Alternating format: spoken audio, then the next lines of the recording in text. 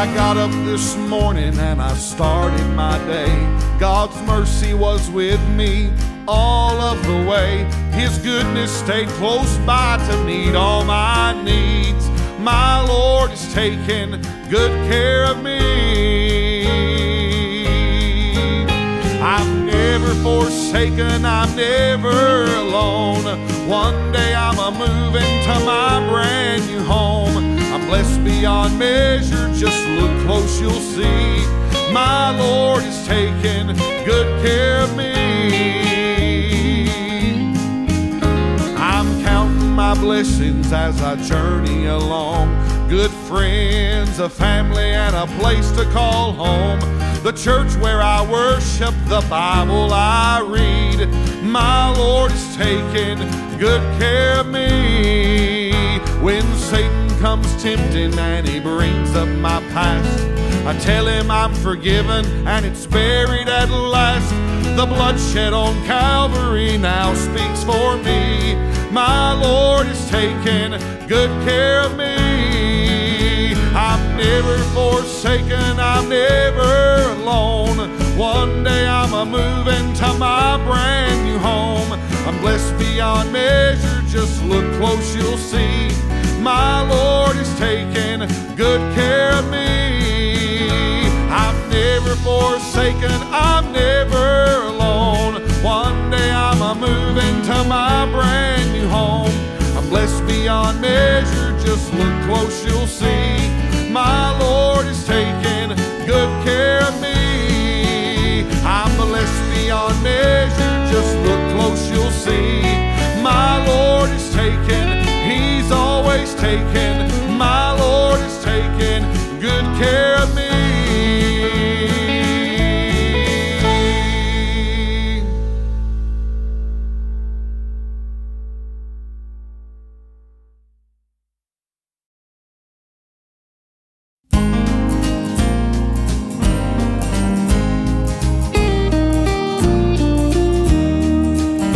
I'm not what I was, and I'm not what I'll be.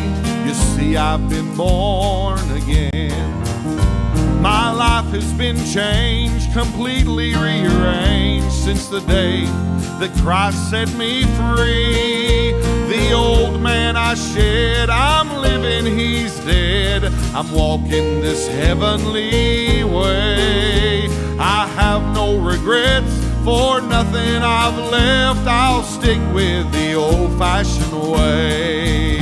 I'm an old-fashioned, Bible-believing, born-again child of God. I'm a hell-fighting, devil-denier who's washed in the crimson flood. I'm singing and shouting, no longer doubting, just waiting on Jesus to come.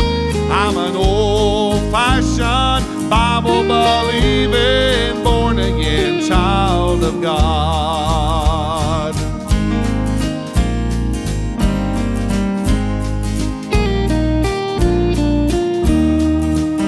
It's settled and decided, I'm not gonna hide it. I am not ashamed. The old King James Bible can still bring revival when the saints kneel down to pray. I believe Bible teaching and Holy Ghost preaching are the answer for this modern day. And old-timey worship, it's not gonna hurt us, we call it the old-fashioned way. I'm an old-fashioned, Bible-believing, born-again child of God. I'm a hell-fighting, devil-denier who's washed in the crimson flood. I'm singing and shouting, no longer doubting, just waiting on Jesus to come. I'm an old-fashioned, Bible-believing, born-again child of God. I'm an old-fashioned, Bible-believing, born-again child of God. I'm a hell-fighting, devil-denier who's washed in crimson flood. I'm singing and shouting, no longer doubting, just waiting on Jesus to come. I'm an old-fashioned, Bible-believing, born-again child of God. I'm an old-fashioned, Bible-believing, born-again child of God. I'm a born-again child of God.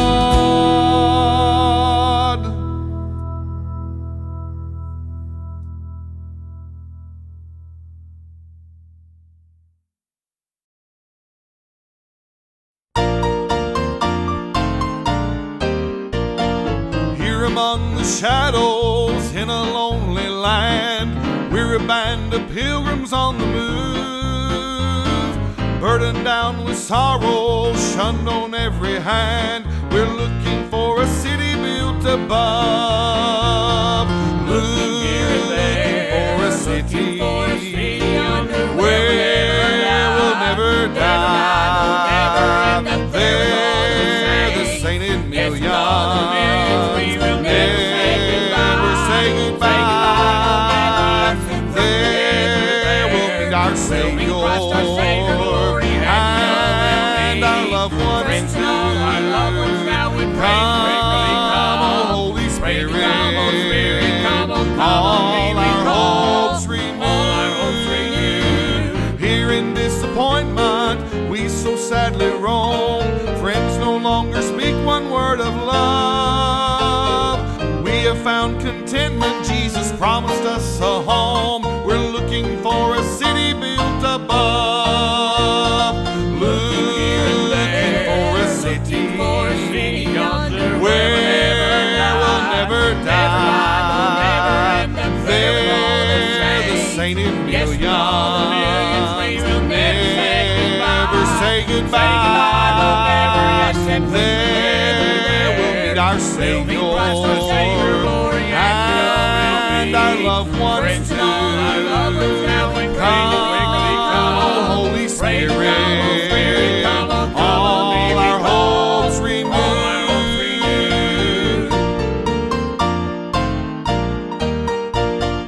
In this land of danger, we're going here and there, trusting in the blessed Savior's love.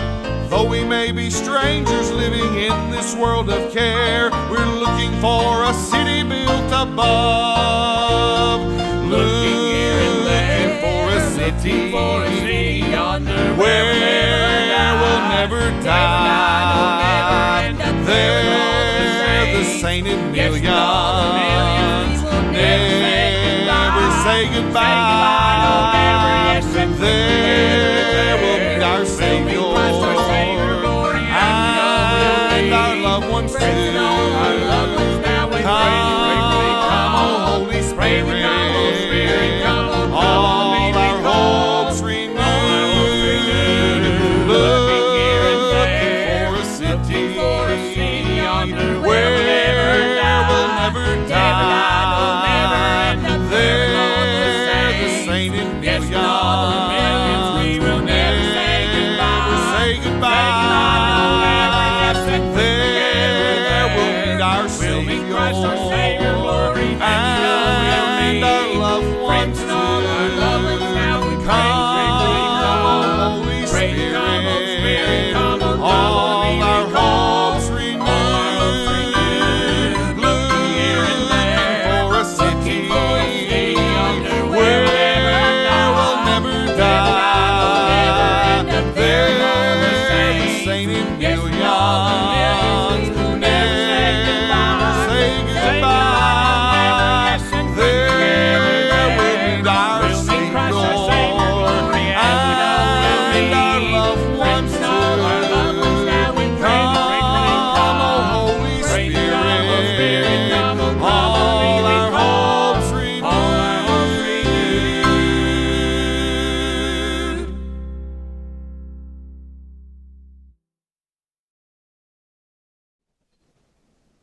Good morning and welcome to Sunday School. And we'll start off as we usually do with any prayer requests. Please remember Brother Stacy.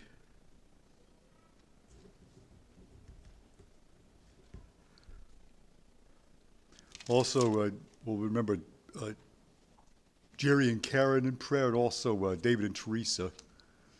I need their prayers. Anyone else has any prayer requests? Remember, Dylan, he'll be preaching his first message tonight. Okay. Obviously, let's pray for our pastor and his family. Remember Brother Bobby this morning as well. Okay. Also remember to keep praying for our nation, especially how the elections coming up in November. Very crucial. Anyone else? Remember our state as well. Yeah. I seen something kind of disturbing to me yesterday, and I'm not real sure if it was accurate or not. There was a mayor, I think it was Maury County, Tennessee, or Murray County, how do you pronounce that got on and was talking about a child well-being check that they're trying to pass in the state of Tennessee. That's where people can decide whether or not that your child's being properly taken care of in your home. Not just your school system, but in your home. So we really need to pray right now. If that's true, which I kind of believe it is, because it seemed very accurate to me. We really need to pray. Absolutely. I believe when Brother Bobby gets here, I want to ask him if he Okay. knows anything about that. All right. But we definitely need to pray about these things, because it's getting real, Yes. and we need to get more serious about the Lord as well, Serious. the gospel. Any other prayer requests? If not, Brother Dennis, can you open us up in prayer, please? Come to you once again, Heavenly Father, thank you for this come back to your house again today, God. We thank you, Lord, come be in the service with us today, God, and pour us out a blessing, God.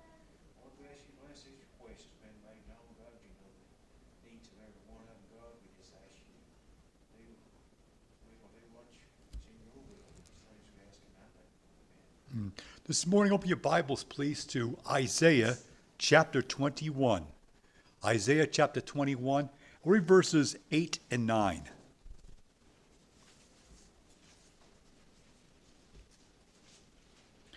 Isaiah chapter 21 and verse 8. And he cried, A lion, my Lord, I stand continually upon the watchtower in the daytime, and I am set in my ward whole nights.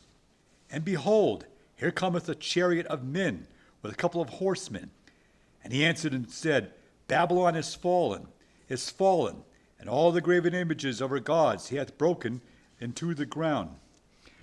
Babylon was great and powerful, and also filled with horrible sin. Babylon was and remained a symbol of what stands against God. Despite its power, Babylon would be destroyed along with its idols. The idols would give no help. And with that, you're dismissed to your classes.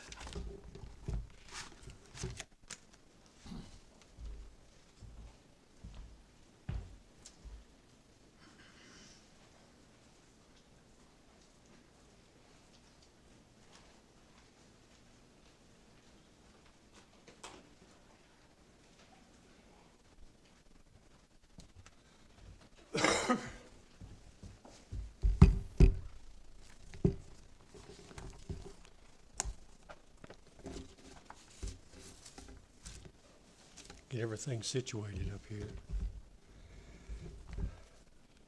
Before we begin, I got a phone call from Brother Dustin, and we talked for a few minutes, and Brother Dustin wanted me to let the church know that he has been tested positive for the coronavirus.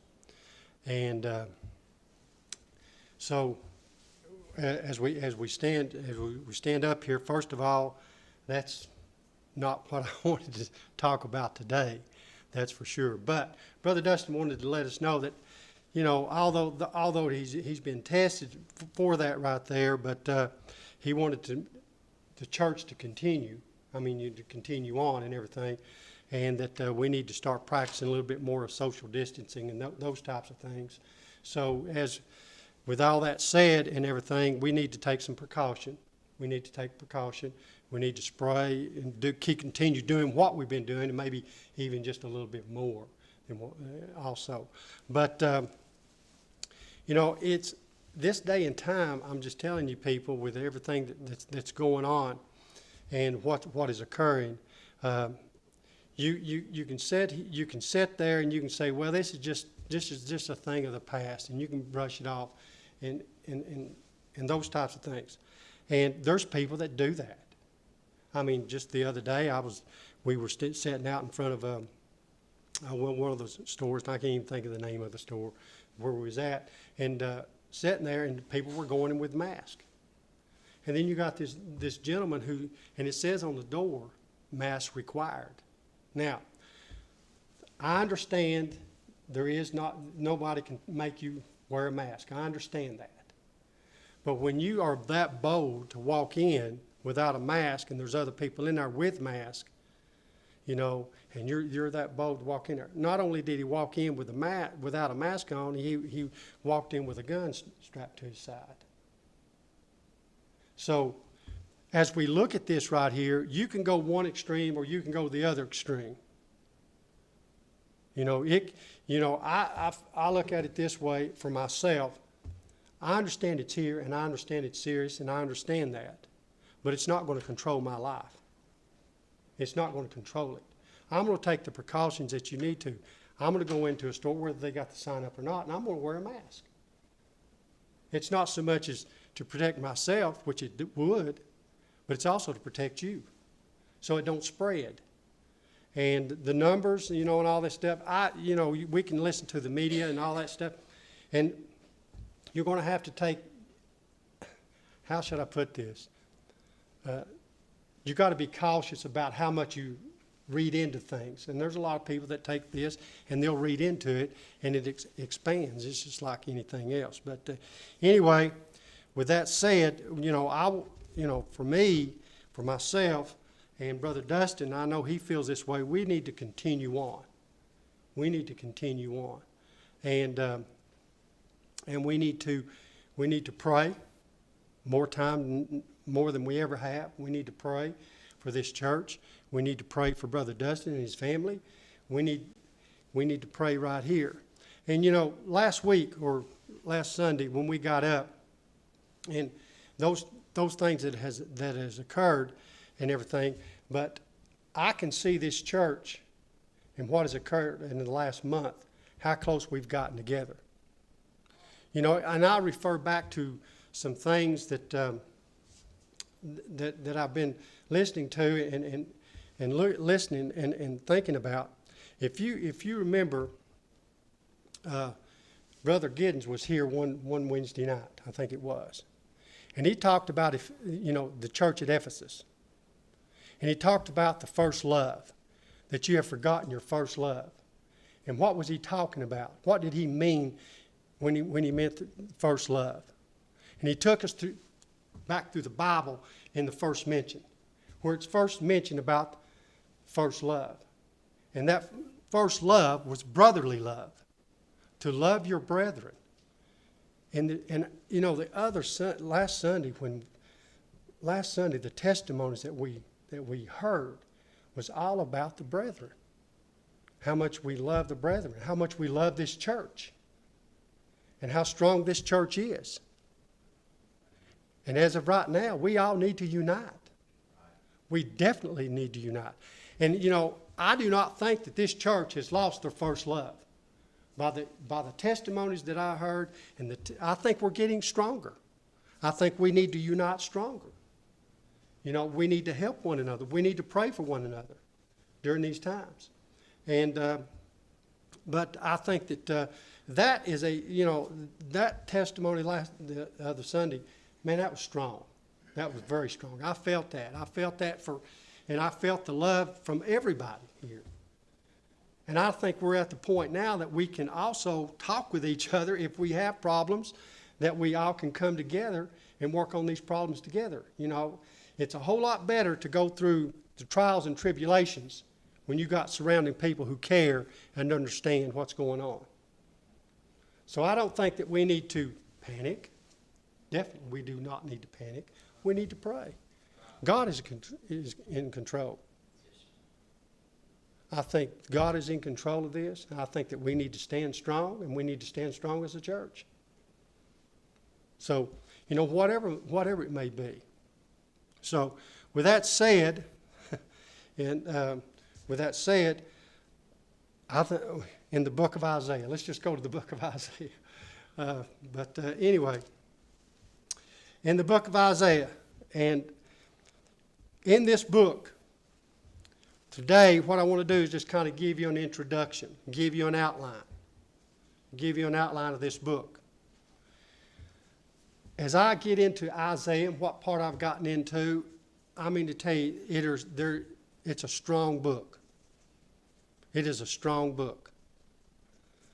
There's a lot here in Isaiah, but Isaiah stands at the peak of the Old Testament as the literary genius of the prophets of Israel. His book has more chapters than any other prophetic book and looks farther into the future than any other Old Testament book. What can you get from the book of Isaiah? If you go to the New Testament and you start looking at all the passages that's in the New Testament from Isaiah, it is an amazing book. It includes Isaiah's unique prophecies regarding Emmanuel and the suffering servant. There's a lot of prophecy here. Isaiah, the son of Amoz, was one of the most prominent citizens of Jerusalem, having access to both the royal and priestly leadership of the nation of Judah. Now, some believe that Amoz was the brother of King Amaziah of Judah, which would make Isaiah of the royal seed. And we'll look more at that in chapter 7 when we talk about Ahaz. So, which will be on down the line. How long am I going to be in the book of Isaiah? We may be here to the end of time. That's how much stuff is in here. I don't think I will give the book justice. I don't think I'll do the book justice. But I'm going to do my very best to give what I have and what I've studied and what I do understand. There's a lot of things in here that I'm still researching. I'm still trying to find. There's a lot in here, as we say. But, Isaiah may be compared to the Bible, 66 chapters and 39 chapters in the first section and 27 chapters in the last section. Now, these are just some facts. These are just some points. Old Testament covers history and sin of Israel, as does the first 39 chapters of Isaiah. So the first 39 chapters of Isaiah, you might say Israel, God's faithless servant. Chapters 1 through 35. Judgment is coming. That's the first 35 chapters, 1 through 35. So, New Testament describes person and ministry of Christ, as does chapters 40 through 66 of Isaiah. So you've got two different sections. You've got two different thoughts. And we're going to talk about the authorship in just a minute. But the New Testament begins with the ministry of John the Baptist. The New Testament begins with the ministry of John the Baptist in Matthew. Let's see. Where am I at on that? Okay, the second section of Isaiah, chapter 40, begins by predicting the ministry of John the Baptist in chapter 40. So it's like this. When you read Isaiah, study the book of Isaiah, you can find a whole lot of connections like that right there in the New Testament. So it's like a prelude to the New Testament, so to speak, if I can say it that way. The New Testament ends by referring to new heavens and the new earth. Isaiah ends by describing the same thing. Isaiah 66:22, if you compare Isaiah 66:22 with Revelation 21:1 through 3, the new heavens and the new earth. So it's mentioned here in Isaiah. So you could take the book of Isaiah and study it out and really get a clearer, if I may say it that way, picture of the New Testament. The New Testament, we're talking about the church. You're talking about the church age. The church is being established. And a lot of the stuff that I'm getting off of this right here is coming from Robert Thurman. Brother Robbie, and Bible College. And I'm going to Brother Tim Giddens. I have been for the last 2 semesters in Bible College. So a lot of this stuff is coming from this material. I want you to know where it's coming from. Also, it's coming from John Phillips's book, The Old Testament Survey. So I feel like that I'm getting it from good sources. I'm confident in these people and Brother Giddens and Brother Robbie, because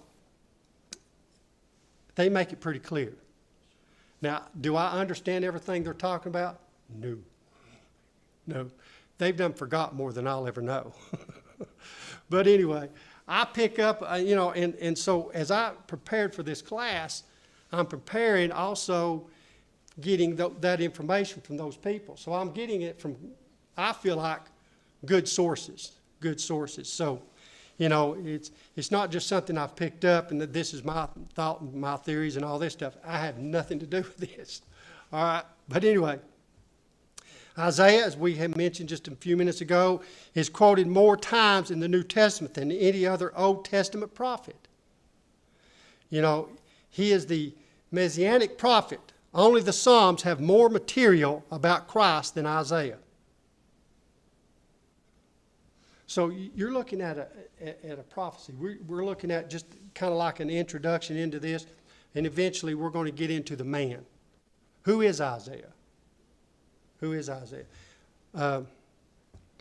So if we could break this down into a small outline, if we could break it down, there's a lot here. So if I could say it this way, we need to keep it simple for understanding. So if we look at it this way, Isaiah, God's faithless servant, chapters 1 through 35. Hezekiah, God's frightened servant. Hezekiah, God's frightened servant, chapters 36 through 39. And in that particular section, 36 through 39, a great deal of history is in here during those chapters. So you're looking at a person who's predicting or prophesying is a better term, prophesying about things that is going to occur. Some of it he prophesied about it, then he's seen it happen. The Assyrian captivity. The Assyrians coming on the scene, taking over the northern kingdom, the 10 tribes. He predicted it. He went to Israel. He told the king, this is going to occur. Kings made terrible mistakes in the northern kingdom. Made terrible mistakes during that particular time. Trying to be passive, trying to become friends with different nations, these pagan nations. And then Assyrians captured the northern kingdom. And Isaiah was there when it occurred. All right. So the significance of his name is revealed in his prophetic ministry. Now there's a term, ministry. How many times do we refer to our preacher as the minister? Back in my younger days, I can remember it many times they used to call them ministers. A minister. And Brother Giddens, if you want to get online, he has a great message on the minister. The minister. Today, we don't refer to him as a minister. We refer to him as a pastor. So, a little bit there, a little bit later on, we may get into a little bit of that right there. But anyway, the last part of it is Christ, God's faithful servant. God's faithful servant. And it's chapters 40 through 66. And we'll get it, we're going to get into all that as much as we can. We may be into the book of Isaiah, like I say, for quite some time. All right. You have Judah's history at a time when it was the utmost importance for the people to realize that salvation was of the Lord. During this particular time, one of the main themes of Isaiah is that, salvation was of the Lord. Back in those days. What is it today? Salvation is of the Lord. Right. Salvation is of the Lord. That is today. So when you get into some of these things and you start researching it, cold chills go up and down my spine. Because it all connects. It all connects. There's only one God. There's only one God. So, and it has nothing to do with human efforts. Salvation does, there is no work salvation. You cannot be baptized and be considered saved. It's not about that. And I'm also in another section, Brother Jackson Smith. He's been here and preached before. Brother Jackson, he's teaching the history of the churches, starting with 100, AD all the way through. And right now, into that particular section, we're into the Dark Ages. So that's another time and another thing. So a lot of this stuff connects. It all connects. Isaiah found himself standing against the threat of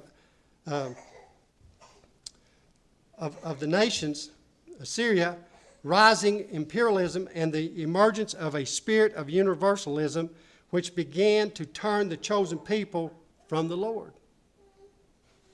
Now, think about that for me just a minute. Back in those times, in Isaiah's time, say around 740 BC, for example. That's what we're talking about. You had the Assyrians coming as a rising nation, and they're taking over here, taking over there. Babylonium was not even thought of as a rising nation at this time. Babylon.